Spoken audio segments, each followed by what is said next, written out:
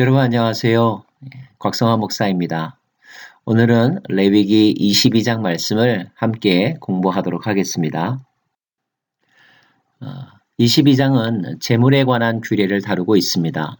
제물이란 하나님 앞에 제사 드리기 위하여서 준비한 희생의 예물을 말하죠.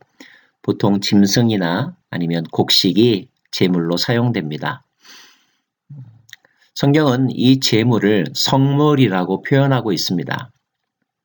그냥 짐승, 그냥 곡식이 아니라 그것이 하나님 앞에 드려지기로 결정되었을 때, 선택되었을 때 그것은 거룩한 예물이 된다는 거죠.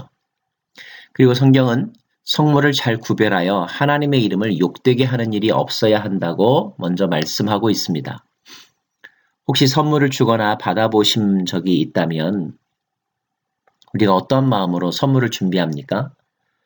선물은 주는 나 중심이 아니라 받는 그 대상자 중심으로 생각하여 그분의 업적이나 그분의 지위, 그분을 생각하는 마음에 비례하여서 선물이 준비되죠. 그러므로 선물의 상태, 선물의 전달 방식은 곧 내가 그 선물 받는 그분을 어떻게 생각하는지를 그대로 대변해 주는 것이고, 그래서 우리는 그 사람이 기뻐 받으실 만한, 그 사람이 좋아할 만한 그런 관점에서 선물을 다루어야 하는 것이죠.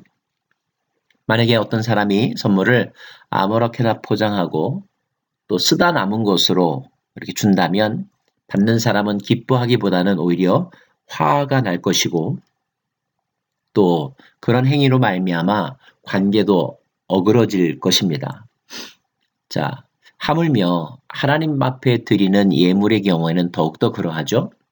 성물을 잘 구별하는 것이 하나님을 경외하는 것이고, 만약에 부정한 상태에서 선물을 다룬다거나 흠이 많은 것들을 준비하는 것은 하나님의 이름을 욕되게 하는 것입니다. 또 3절부터의 말씀은 그 제물을 준비하는 사람, 제물을 다루는 사람도 부정한 상태로 제물을 가까이 하거나 먹어서는 안 된다고 가르쳐주고 있습니다. 오늘 말씀은 20장, 21장의 연장선에서 특별히 제사장들에게 주시는 말씀인데요. 제사장들은 제사자가 가지고 오는 희생의 제물을 그 피를 제단불에 바르기도 하고 제사를 주관하죠. 그리고 제사가 마치고 나면 하나님 앞에 온전히 드려진 제물 이외에 하나님께서 그 제사장의 분깃으로 주신 그 제물, 거룩한 성물을 먹습니다. 화목제의 경우는 제사장만이 아니라 제사를 드린 사람과 그 이웃들이 함께 나누어 먹죠. 자, 제물을 먹는 사람들도 부정한 상태가 되어서는 안 된다는 것입니다. 우리는 무엇이 부정하고 부정하지 않은지에 대해서 이미 배운 적이 있는데요.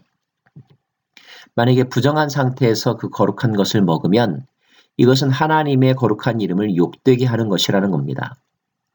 자, 거룩한 것을 먹는다는 것은 하나님 앞에 드려진 그 제물을 하나님께서 일부를 받으시고 일부를 제사장에게 선물로 되돌려 주신 것이라고 해석할 수가 있습니다. 자, 선물을 줄 때도 마찬가지지만 선물을 받는 사람도 그 선물을 받을 때 감사하는 마음, 그리고 깨끗한 마음으로 받아야 선물을 준 사람이 기분이 좋겠죠? 마찬가지입니다. 모든 것이 다 하나님의 것이지만 하나님께서 그 중에서 일부를 구별하여 제사장에게 분깃으로 나누어 주셨습니다. 그렇다면 제사장은 깨끗한 마음과 깨끗한 몸으로 그것을 받아 먹어야 한다는 것입니다. 화목제의 경우처럼 제사를 드린 사람과 그 이웃들이 그 제사 음식을 먹을 때에도 그들은 정결해야 한다는 것. 14절 말씀은 그 거룩한 음식을 먹을 수 있는 제사장의 범위에 대해서 설명해 주고 있는데요. 제사장과 제사장의 식구들이 그 거룩한 음식을 먹을 수 있습니다. 만약에 제사장의 가문에 속하지 않은 사람이 거룩한 제사 음식을 먹었다면 그것은 하나님의 이름을 욕되게 하는 것입니다. 그는 속건제를 드려야 하고 자기가 먹은 것에 5분의 1을 더하여서 배상해야 합니다. 제물이 흠이 없고 온전해야 하듯이 그 제물을 다루는 제사장도 흠이 없어야 합니다. 우리는 그 제사장의 흠 없음에 대하여서 20장, 21장에서 그리고 8장, 9장, 10장에서 이미 살펴본 바가 있습니다. 더불어서 오늘 말씀은 27절과 28절에서 그 제물은 최소한 태어난 지 8일이 지나야 한다는 것, 그리고 어미와 새끼는 한날에 잡지 말라는 것이 기록되어 있음을 볼 수가 있는데, 아마도 이것은 사람을 대신하여 죽음당하는 그 희생의 동물, 그 동물의 최소한의 가치, 생명의 가치, 그리고 그 모성애를 배려하라는 그런 의미로 해석이 됩니다. 이 제물에 대한 규례가 우리에게 주는 교훈은 무엇입니까? 사실 이 제물은 사람을 대신하여 희생당한 것입니다. 제물이 흠이 없어야 한다는 것은 우리 자신이 사실 흠이 없어야 하는 것이죠. 그런데 우리가 죄가 많음으로 인하여 우리의 죄를 대신 짊어진 흠 없는 동물, 흠 없는 곡식이 바로 제물인 것입니다. 이것을 거꾸로 해석을 한다면 하나님이 원래 우리에게 받기 원하시는 것은 흠 없는 우리 자신이라는 것입니다. 왜냐하면 우리는 모두 하나님의 것이니까요. 그래서 이 흠 없어야 될 제물에 관한 규례가 우리에게 주시는 메시지는 우리도 궁극적으로는 흠 없는 존재가 되어야 한다는 것. 예수님께서 말씀하신 표현에 의하면 하늘에 계신 너희 아버지의 온전하심과 같이 우리도 온전해야 한다는 것입니다. 하나님의 뜻은 무엇입니까? 우리의 거룩함입니다. 하나님이 우리를 부르심은 부정하게 하심이 아니요 거룩하게 하심이라고 사도 바울을 통하여 말씀해 주셨습니다. 로마서는 우리가 하나님이 기뻐하시는 거룩한 산제물로 드려져야 한다고 우리에게 강조합니다. 우리의 드릴 영적 예배라는 말이죠.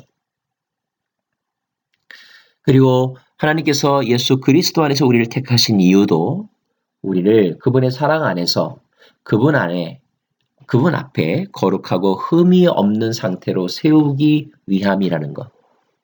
그러므로 저와 여러분이 이 흠 없는 제물, 그 제물의 음식을 먹는 이 과정들을 통하여 마음에 새기고 또 노력하고 기도해야 하는 것은 우리의 영적인 상태가, 우리의 몸이, 우리의 삶이 하나님이 기뻐 받으실 만한 산 제물이 되는 것, 이것이 하나님의 뜻이라는 것을 되새기고 되새기는 것입니다. 궁극적으로 우리는 마지막 날에, 주님의 재림의 날에 하나님 앞에 서게 될 터인데, 성경은 계시록에서 그때 서야 될 우리의 모습을 거룩한 신부로, 단장한 신부로 묘사하고 있습니다. 또 19장 말씀에는 빛나고 깨끗한 세마포를 입게 하셨다고 했습니다. 하나님의 의가 우리에게 더 씌워져서 우리를 빛나고 깨끗한 흠이 없는 신부로 세우기 원하시는 것, 이것이 하나님의 뜻이라는 것입니다. 이 세상 가운데서 흠 없는 삶을 살아간다는 것은 경험상 쉽지 않다는 것을 고백합니다.